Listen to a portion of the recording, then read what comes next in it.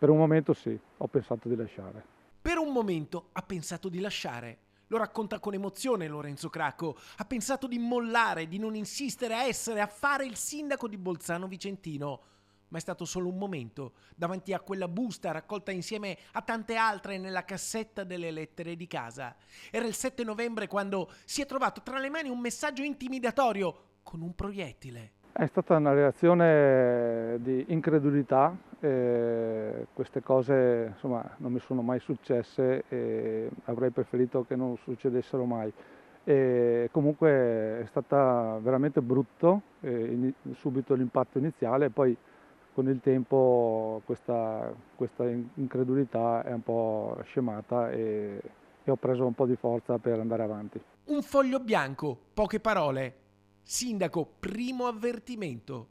Poi nient'altro. In un primo momento la paura, l'incredulità, ma poi i mille pensieri che si sono affollati nella sua testa si sono trasformati in forza, in coraggio. All'inizio ha tenuto riservata la notizia, condivisa solo con la famiglia e con la sua squadra di giunta. Certo, la denuncia ai carabinieri di Sandrigo è stata immediata.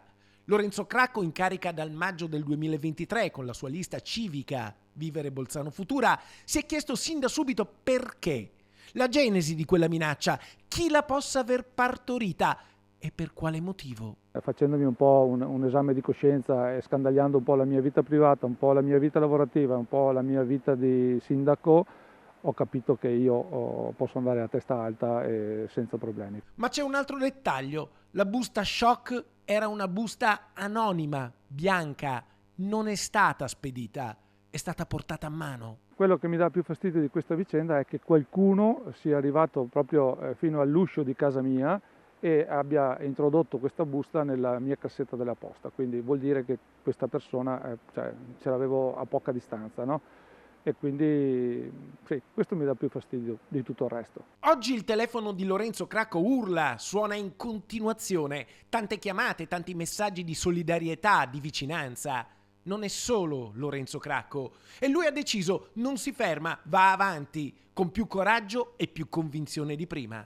Sì, le indagini vanno avanti, hanno preso il loro corso e attendiamo, ma attendiamo non con ansia, attendiamo che quello che sarà sarà, e però comunque noi non ci fermiamo, andiamo avanti per la nostra azione amministrativa.